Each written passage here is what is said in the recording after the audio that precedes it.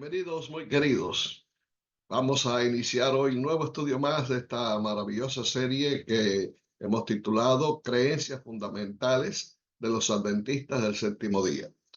Hoy vamos a tratar sobre Dios el Hijo.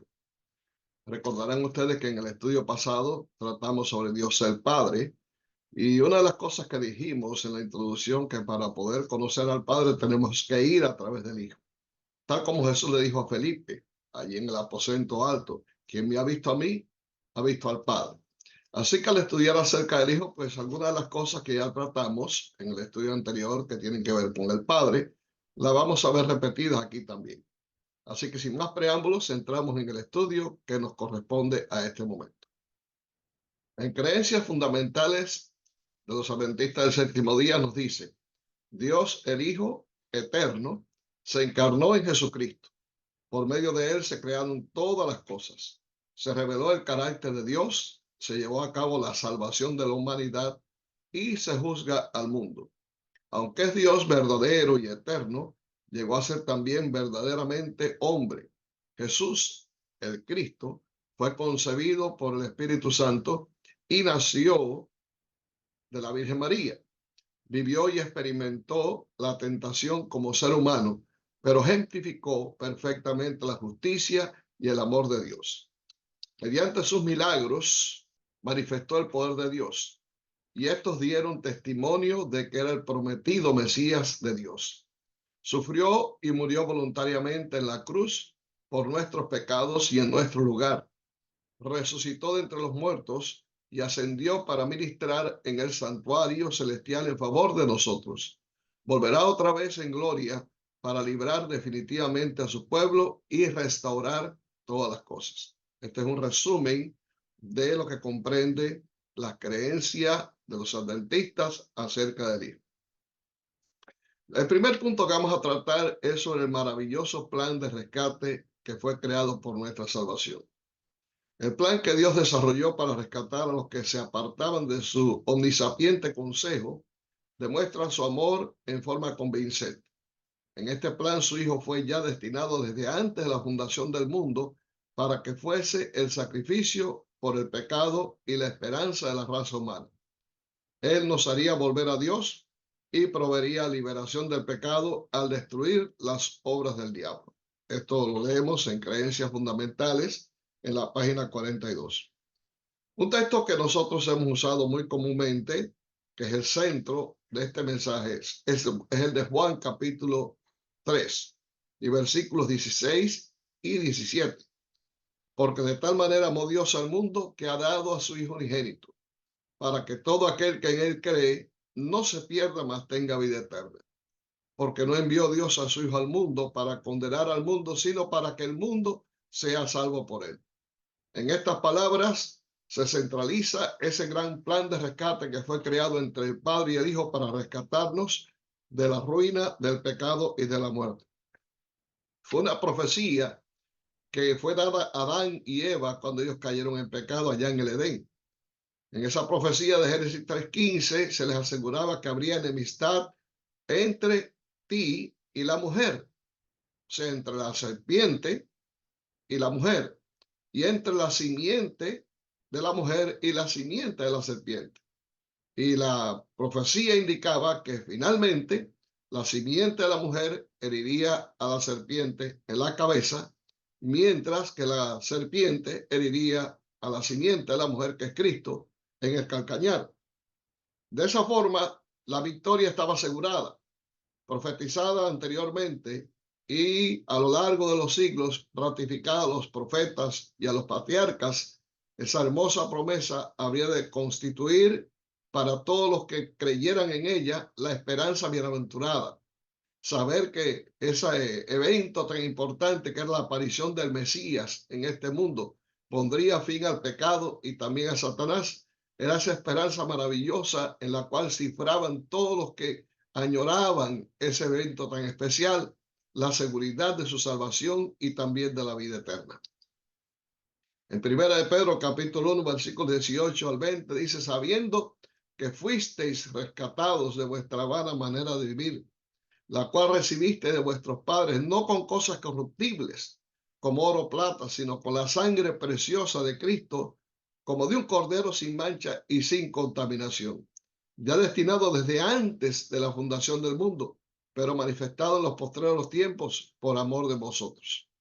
Quizás no podamos entrar totalmente a descubrir en la eternidad de Dios cuándo fue el momento en que el Padre y el Hijo llegaron a un acuerdo para rescatar al hombre que habría de ser creado en este mundo si él caía en pecado. Pero lo cierto es que en ese plan que fue elaborado entre el Padre y el Hijo, ese consejo entre ambos, determinó que el mismo Hijo de Dios vendría a morir por nosotros. Los ángeles, cuando supieron de este evento, quisieron ocupar el lugar de Cristo.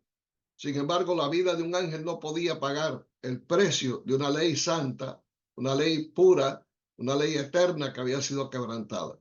Solamente alguien que tenía el mismo carácter de la ley podía venir a rescatar al hombre de la ruina del pecado. Por eso Jesús se ofreció para salvarnos a nosotros. Y desde antes de la fundación del mundo, ya el plan quedó asegurado como una medida de rescate. Por lo tanto, no esperó a que el pecado surgiera en este mundo para entonces tratar de remendar el agujero que se había hecho. A lo largo de los siglos, Dios, en su gran omnividencia, creó una forma gráfica, visible, para poder dramatizar de alguna manera la gran salvación que a través de Cristo beneficiaría a este mundo.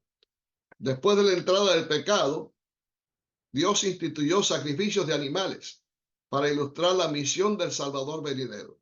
Este sistema simbólico dramatizaba la manera en que Dios, el Hijo, habría de eliminar al pecado. Y vemos como entre los primeros habitantes de este mundo, y tomamos como referencia a Abel y Caín, ya Dios comenzó a utilizar este sistema de símbolos para poder, quizás como un libro de texto, enseñarles exactamente todos los beneficios de aceptar el plan de la salvación. Leemos este pasaje de Génesis 4, versículos 3 al 5. Y aconteció andando el tiempo que Caín trajo del fruto de la tierra una ofrenda a Jehová. Y Abel trajo también de los primogénitos de sus ovejas, de lo más gordo de ellas. Y dice que miró Jehová con agrado a Abel y a su ofrenda, pero no miró con agrado a Caín y a la ofrenda suya. La Biblia nos relata el hecho de que cuando Adán y Eva cayeron en pecado, Dios sustituyó las vestiduras de higuera que nuestros padres se habían hecho para cubrir sus cuerpos desnudos con pieles de animales. No nos especifica qué pieles de animales o qué animales se utilizaron para estas pieles, pero sí podemos intuir de que realmente lo que se usó fue la piel de corderos. Allí encontramos el primer sacrificio, aunque no es mencionado en la Biblia, pero evidentemente todo pecado era expiado con sangre y a nuestros primeros padres se les instruyó que debían sacrificar un cordero para que mediante esa víctima inocente, al depositar por confesión los pecados sobre esa víctima, ellos fueran expiados y ellos pudieran continuar adelante en su vida en esta tierra, ya visitada indudablemente por las consecuencias del pecado. Así que Adán y Eva le enseñaron a sus hijos también. Y ellos, pues sencillamente lo que hicieron fue llevar adelante el plan de Dios. Y aquí encontramos a Caín y Abel. Y este texto nos menciona que Abel fue obediente a los mandatos de Dios y trajo de los ganados que tenía, trajo una oveja al Señor para presentarla como sacrificio. Pero Caín no, Caín tomó del fruto de la tierra. Tomó de lo mejor quizás del fruto de la tierra para traerlo como una ofrenda. Esa fue la razón por la cual Dios no aceptó la ofrenda de Caín, porque no se ajustaba al plan, sino que aceptó la ofrenda de Abel. Sencillamente por el hecho de que el cordero era un símbolo de Cristo. Juan el Bautista se encargó de demostrar esto cuando a los discípulos que estaban ahí reunidos, al aparecer Jesús les dijo: he aquí el cordero de Dios que quita el pecado del mundo. La ofrenda de Caín representa la ofrenda humana, la ofrenda de nuestra justicia, la ofrenda que está basada en las obras humanas. La ofrenda de Abel representa el medio de Dios, representa lo que Dios proveyó para nuestra salvación. Dependiendo de la ofrenda que nosotros presentemos a Dios, si es una ofrenda basada en nuestra confianza en Cristo o una ofrenda basada en lo que somos capaces de hacer, eso determinará exactamente la diferencia. determinará si Dios aceptará nuestra devoción a Él o si sencillamente la va a rechazar, como fue en el caso de Caín. Más tarde Dios instruyó a Moisés y le dijo: y harán un santuario para mí y habitaré en medio de ellos. Conforme a todo lo que yo te muestre, el diseño del tabernáculo y el diseño de todos sus utensilios, así lo haréis. Debemos entender que el santuario era en sí una parábola. Todo lo que el santuario componía, los muebles, el rito o los ritos que se celebraban allí, todo lo que el santuario comprendía era un símbolo de la obra y el ministerio de Cristo, así como de su sacrificio por nosotros. No vamos a estudiar sobre eso en detalles, pero sí debemos entender a través de la Biblia, y cuando estudiamos los primeros libros de la Biblia, cómo el santuario se convirtió en un aula de estudio, en una escuela a través de la cual los israelitas pudieron aprender todo lo esencial sobre el plan maravilloso de salvación. Y déjame decirte que aún hoy en día, tú y yo podemos aprender a través del estudio del santuario todo lo relacionado con lo que Cristo hizo en favor de nuestra salvación. Allí venía el oferente con su sacrificio, venía con sus ovejas, con su cordero y con las ofrendas requeridas también de acuerdo al poder adquisitivo de cada uno para ofrendarlos a Dios en sustitución por sus pecados. Y de esa forma todos los que venían arrepentidos al Señor trayendo su ofrenda eran expiados mediante el sacrificio de esos animales al derramar su sangre por ellos y en su lugar. Por eso también nos dice el texto de Hebreos 9:22, y casi todo es purificado según la ley con sangre, y sin derramamiento de sangre no se hace remisión. En el libro de Isaías, en el capítulo 9, versículo 6, se nos da una maravillosa promesa. Porque un niño nos es nacido, hijo nos es dado y el principado sobre su hombro, y se llamará su nombre admirable, consejero, Dios fuerte, Padre eterno, príncipe de paz. A través del profeta, Dios nos entregó una hermosa profecía que señalaba el nacimiento de su hijo en este mundo. Me llama la atención las cualidades que presenta aquí Isaías acerca de Jesús. No solamente sería príncipe de príncipes, pero encontramos ahí cualidades que son divinas. Sería admirable, consejero. La palabra consejero tiene que ver con la palabra paracletos. Sería también Dios fuerte. Y esto es una de las evidencias de la deidad y divinidad de Cristo. Se le llama también Padre eterno, que corresponde también a Dios, y asimismo Príncipe de paz. Por lo tanto, el mismo Dios vendría a este mundo en la persona de un niño, tomando la naturaleza humana para morir en lugar del pecador. Igual decía en Mateo capítulo 1, versículo 23, el ángel cuando le dijo a José: he aquí una virgen concebirá y dará a luz un hijo, y llamará su nombre Emmanuel, que traducido es Dios con nosotros. Esta promesa se cumplió a cabalidad en Cristo. En el momento que el Hijo de Dios arribó a este mundo, ya sabría el hombre exactamente que Dios estaba interesado plenamente en su salvación.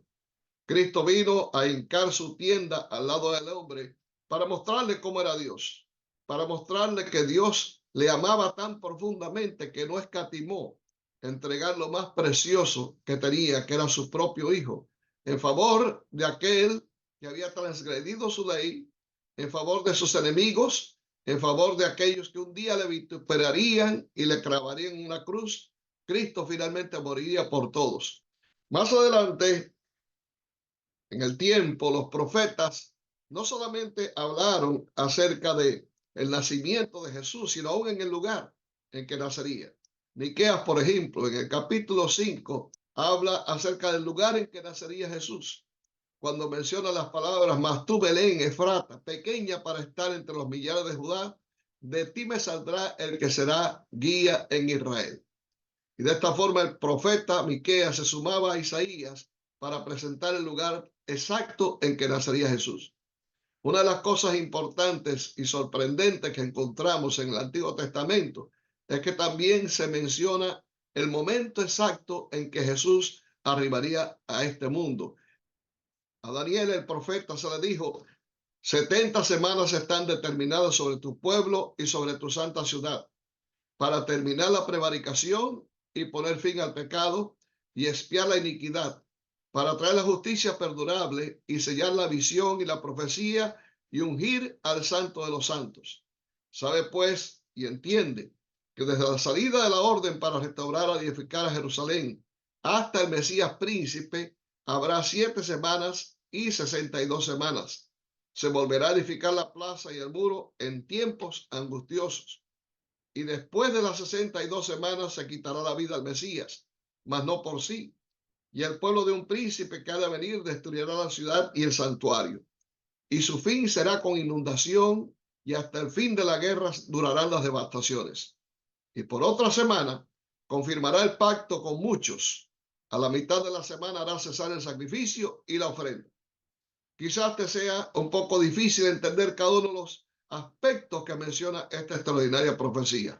Voy a tratar de explicártelo tomando en cuenta este diagrama. El ángel le dice a Daniel, 70 semanas están determinadas sobre tu pueblo. De acuerdo al cómputo profético de día por año, 70 semanas corresponden a 490 años. Multiplica 70 semanas por 7 días que tiene cada semana, te va a dar 490 años. El ángel le dijo a Daniel que desde la salida de la orden para edificar a Jerusalén hasta el Mesías príncipe habría 7 semanas y 62 semanas. La salida de la orden ocurrió en el año 457 antes de Cristo. 7 semanas que corresponden entonces a 49 años nos llevan hasta el año 408 cuando Jerusalén fue reconstruida.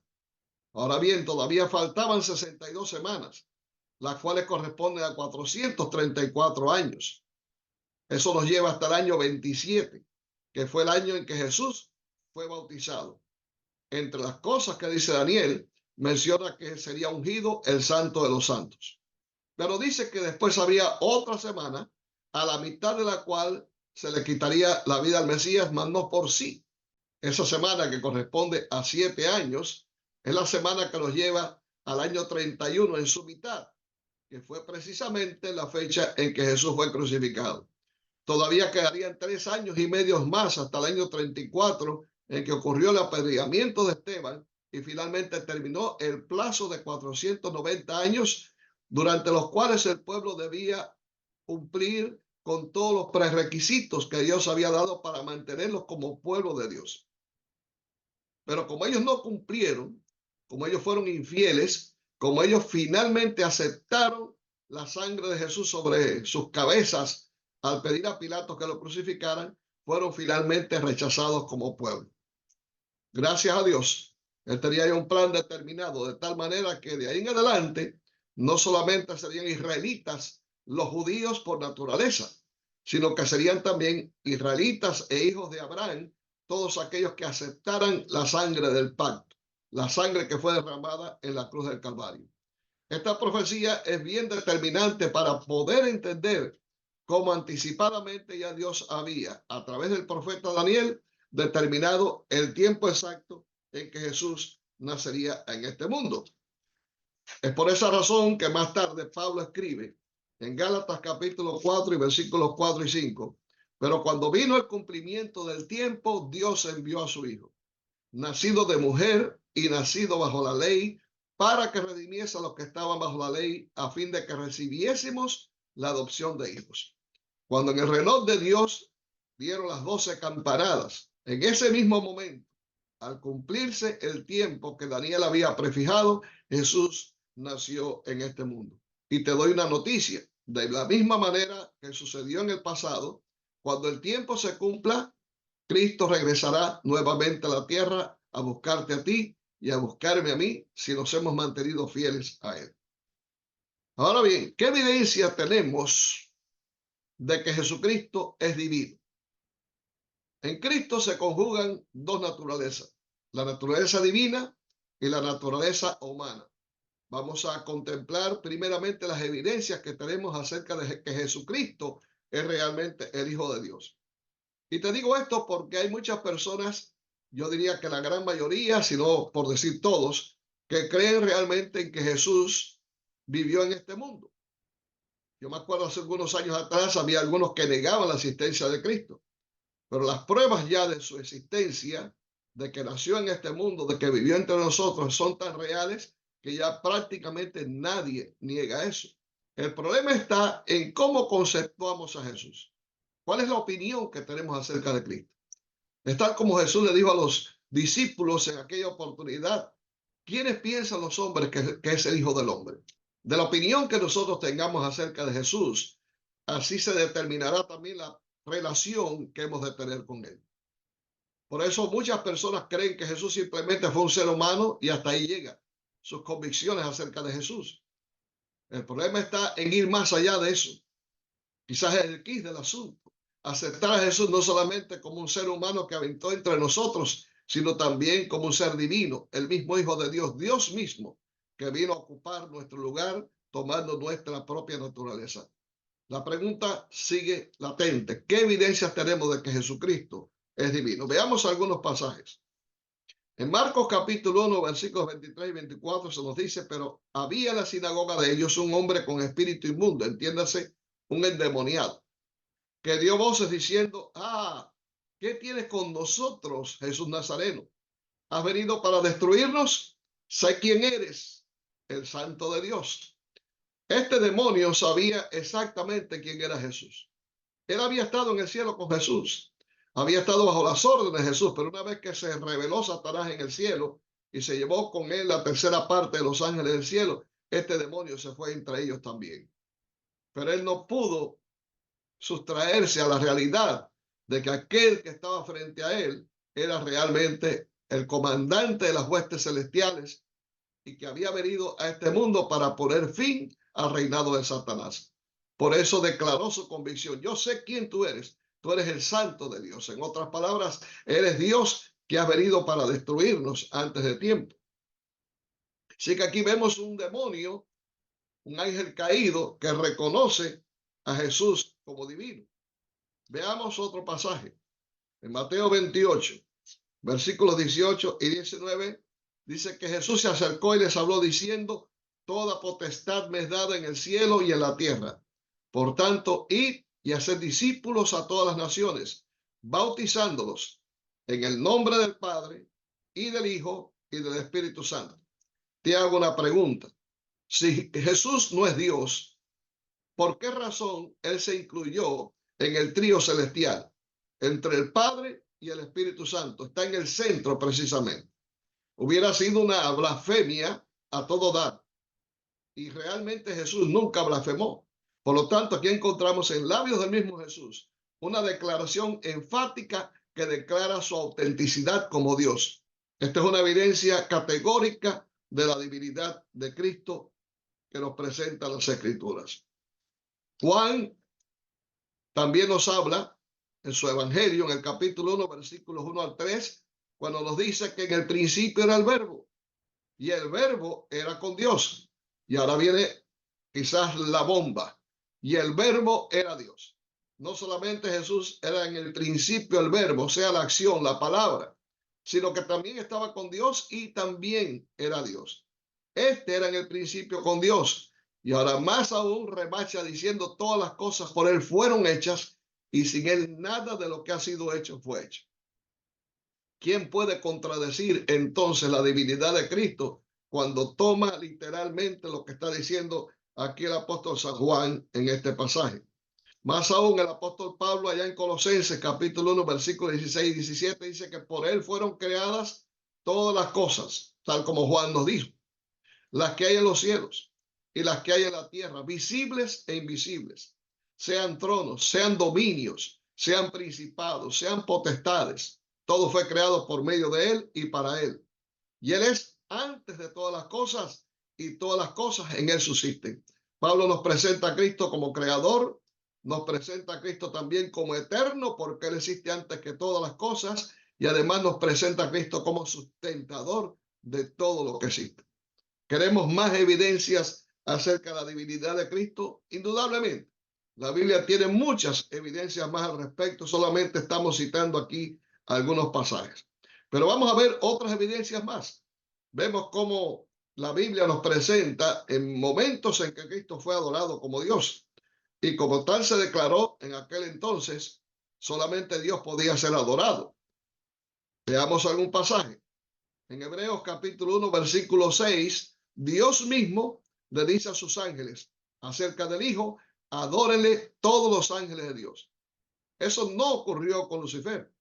Lucifer quería ser adorado, pero no pudo ser adorado porque él no era un ser eterno. Él no pertenecía al trío celestial. Lucifer era simplemente un ser creado por Dios, al cual no debe adorarse.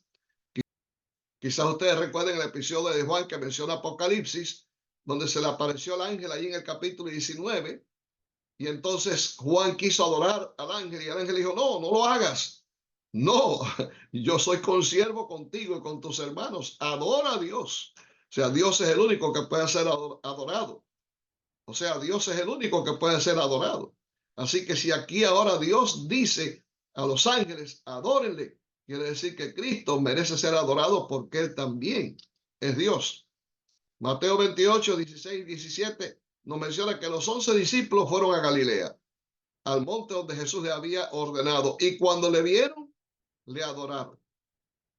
Y aceptó Jesús la adoración de sus discípulos. ¿Por qué la aceptó? Sencillamente porque Jesús es divino. Jesús es Dios. Elena White, en Patriarcas y Profetas, declara que Cristo, el Verbo, el unigénito de Dios, era uno solo con el Padre eterno, uno solo en naturaleza, en carácter y también en propósitos. Pero pasemos a la otra parte, a la otra esfera de la naturaleza de Cristo, que es la naturaleza humana. ¿Qué evidencias tenemos de que Jesucristo es totalmente humano? Y fíjense que estoy diciendo es, no era.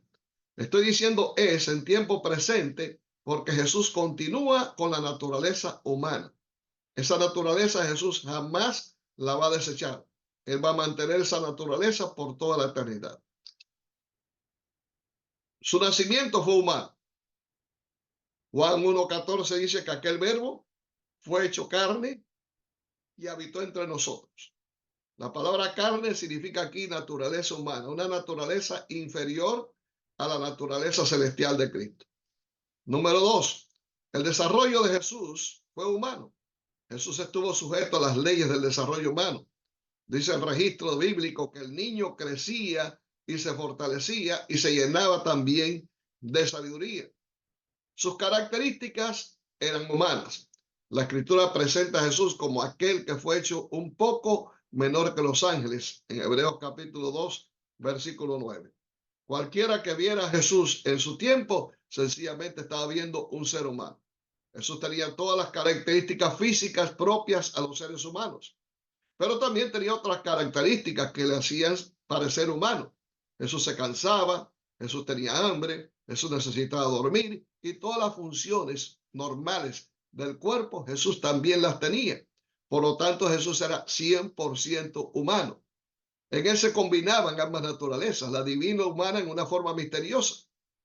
Era 100% divino y era 100% también humano. Por lo tanto, eso es lo que constituye un gran misterio para su estudio.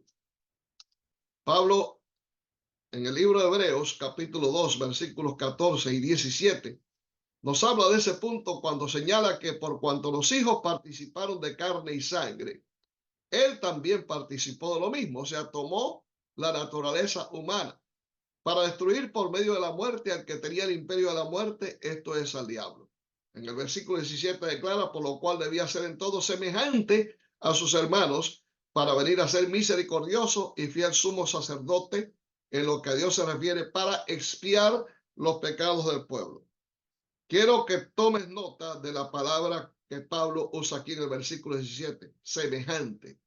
Dentro de un momento vamos a hablar acerca de lo que significa esto. Pero encontramos también que Pablo, en 1 Timoteo capítulo 3, versículo 16, dice que esto es un misterio. Indiscutiblemente grande es el misterio de la piedad. Dios fue manifestado en carne, justificado en el Espíritu, visto de los ángeles, predicado a los gentiles, creído en el mundo y recibido arriba en gloria. De todas estas declaraciones que presenta Pablo aquí, la que en realidad constituye un misterio es que Dios fuera manifestado en carne. No podemos entender cómo esto ocurrió. No podemos entender ¿Qué fue lo que pasó? Solamente tenemos que aceptar lo que el ángel le dijo a María. El poder del Espíritu vendrá sobre ti y te cubrirá con su sombra, por lo cual el santo ser que nacerá de ti será llamado Hijo de Dios. Eso no se puede entender. Cómo Dios, siendo divino, siendo eterno, puede tomar nuestra naturaleza y la puede incorporar de la manera que lo hizo. Es un gran misterio en el cual no debemos meternos. Simplemente aceptarlo por fe. Debe entender que en las cosas espirituales hay cosas que podemos entender porque están declaradas, valga la redundancia. Pero hay cosas que no. Por lo tanto, esas cosas que no podemos entender porque no hay ninguna declaración sobre eso, dejémosla para más adelante. Cuando estemos en la eternidad, cuando Cristo mismo sea el maestro de los redimidos, entonces podremos evacuar todas aquellas inquietudes y preguntas que teníamos que aquí en este mundo no pudimos satisfacer. El Señor mismo se encargará de irnos revelando a medida que avanzan, por así decirlo, utilizando la forma del lenguaje, los siglos de la eternidad, podrá declararnos todas aquellas cosas que ahora no entendemos. Leemos esta declaración de creencias fundamentales, página 59. La naturaleza divina humana combinada hace que el sacrificio expiatorio de Cristo sea efectivo. La vida de un ser humano sin pecado o aún la de un ángel no podía expiar los pecados de la raza humana. Únicamente el creador divino humano podía rescatar a la humanidad. Cristo es presentado por Pablo como el segundo Adán. Encontramos allí en esta declaración que la Biblia establece un paralelo entre Adán y Cristo, llamando a Adán el primer hombre y llama a Cristo el segundo Adán. En 1 Corintios, capítulo 15, versículos 45 y así también el 47, Pablo dice, así también está escrito, fue hecho el primer hombre Adán, alma viviente, el postrer Adán, espíritu vivificante. El primer hombre, o sea, el primer Adán es de la tierra, terrenal.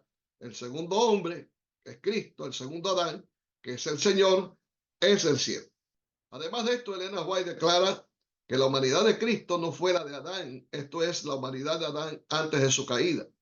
Tampoco fue la humanidad caída, esto es la humanidad de Adán después de la transgresión en todos sus aspectos. No era la humanidad original de Adán, porque poseía las debilidades inocentes de los seres caídos. No era la humanidad caída, porque nunca había descendido a la impureza moral. Por lo tanto, era en el sentido más literal nuestra humanidad, pero sin pecado.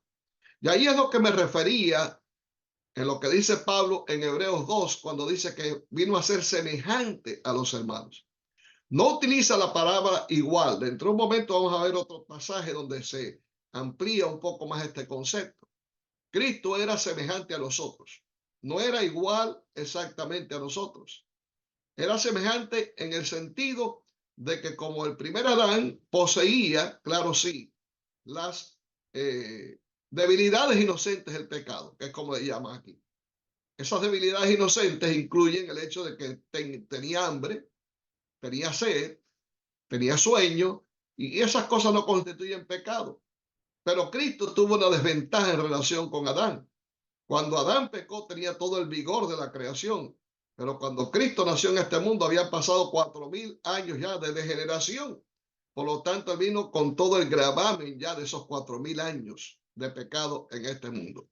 Adán no tenía propensión pecaminosa. Cuando Cristo nace en este mundo, nació también sin propensión al pecado. Por eso era santo, inocente, sin mancha. Y vamos a ver en un momento algunos pasajes que así lo demuestran. Eso es lo que determina que Cristo era semejante a nosotros, pero no era exactamente igual. Ahora bien, algo que tengo que decir es importante que lo diga para que podamos entender esto. El hecho de que Cristo nació en este mundo sin propensión al pecado no le inhibía a él de caer en pecado. Él no era impecable en toda la extensión de la palabra. Él no tenía pecado en sí, él no tenía una naturaleza pecaminosa, pero al igual que Adán tampoco la tenía y sin embargo cayó en pecado. Asimismo, Cristo, que no tenía propensión al pecado, hubiera podido caer también en pecado. Tengamos en cuenta ese punto que es muy importante. En Cristo Triunfante, página 270, leemos que la naturaleza humana de Cristo era como la nuestra. y él padecía el sufrimiento de una forma más profunda, pues su naturaleza espiritual estaba libre de toda mancha de pecado. Por eso es que Satanás adecuó sus tentaciones, sus ataques a Jesús de acuerdo a la naturaleza de Cristo. Él desató contra Cristo toda su artillería mortífera, pero él se mantuvo fiel a Dios, se mantuvo sin pecado. Nunca Satanás pudo doblegar a Jesús. Satanás también, por la misericordia de Dios, utiliza contra ti, contra mí, las armas que él puede usar de acuerdo a lo que Dios le permite. Por eso Pablo dice que nadie va a ser tentado más de lo que pueda soportar. ¿Por qué? Porque Dios es misericordioso y no le permite a él excederse. Si no, ya hubiéramos sido destruidos. Gracias a Dios, porque sus misericordias son nuevas cada mañana. Otra declaración más que comparto con ustedes, mensajes selectos, tomo uno. No debemos tener dudas en cuanto a la perfección impecable de la naturaleza humana de Cristo. Nuestra fe debe ser inteligente. Debemos mirar a Jesús con perfecta confianza, con fe plena y entera en el sacrificio expiatorio. Esto es esencial para que el alma no sea rodeada de tinieblas. Así que no tengamos dudas al respecto. Si Cristo no hubiera sido también divino, no hubiera podido salvarnos a nosotros. Si Cristo hubiera venido con una mancha de pecado en su carácter, hubiera necesitado también de un Salvador él mismo. Por esa razón es que Dios mismo, al tomar nuestra naturaleza, hace una combinación perfecta para poder rescatarnos del pecado y de la muerte. En Cristo se reúnen por fin ambas naturalezas. Él mismo declaró en una oportunidad: viene el príncipe de este mundo y él nada tiene en mí. De manera que en Cristo no hubo nunca una sola mácula de pecado. Pero como les dije en su momento, en Cristo se unen dos naturalezas. ¿Y cómo lo dice Pablo? Lo presenta aquí de esta manera: el cual, siendo en forma de Dios, no estimó el ser igual a Dios como cosa que aferrarse, sino que se despojó a sí mismo, tomando forma de siervo, hecho semejante a los hombres. Aquí están las dos naturalezas. Cristo era en forma de Dios, era igual a Dios, dice Pablo aquí en este pasaje. Sin embargo, cuando toma la forma de hombre, cuando toma la forma de siervo, como se expresa aquí, Cristo fue hecho semejante. ¿Ves?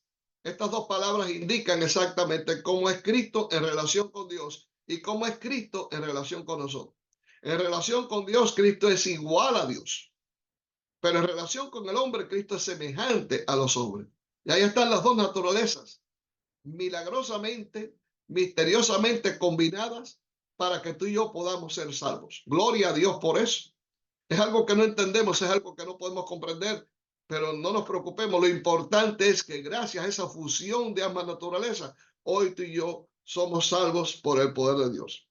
Ahora viene una pregunta: ¿por qué son necesarias esas dos naturalezas? Bueno, pero hay tres razones.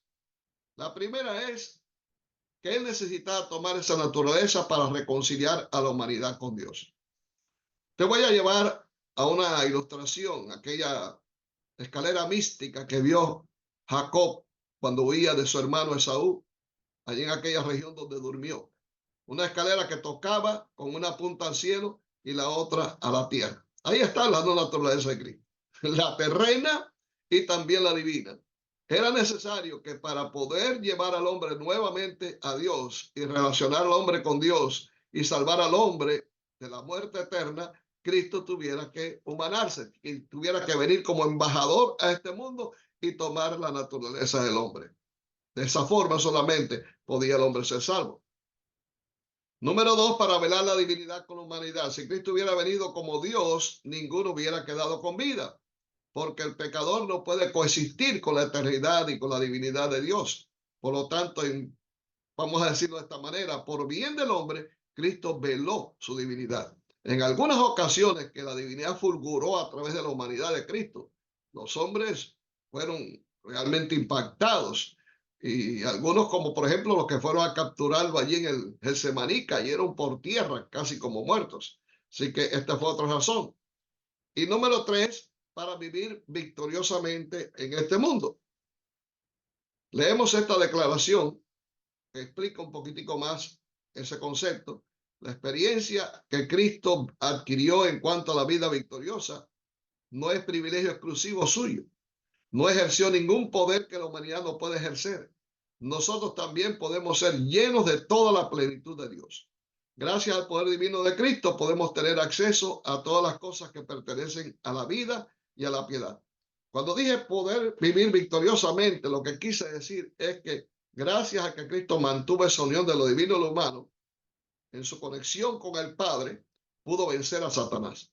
Y quizás tú puedas decir, bueno, entonces estoy en desventaja, porque si Cristo como divino pudo vencer a Satanás, yo que no lo soy, no tengo ninguna escapatoria. No es así.